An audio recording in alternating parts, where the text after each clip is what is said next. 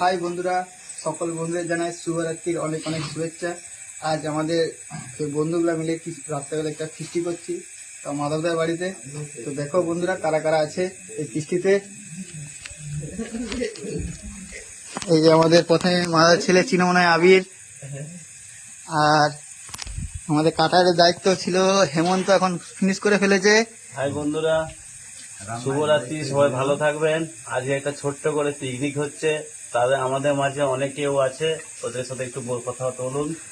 এই যে আমাদের মুকুল চুলা চুলি সব তো বাবা তুমি লাইটটা দেখাবি, এই যে হেমন্তর কাজ ফিনিশ হয়ে গেছে, সব কমপ্লিট, সব কমপ্লিট। এই যে একদম। আর আমাদের রান্নার দায়িত্ব আছে এখন আপাতত আইতুল্লাহ, আর একজন আছে মাধবদা।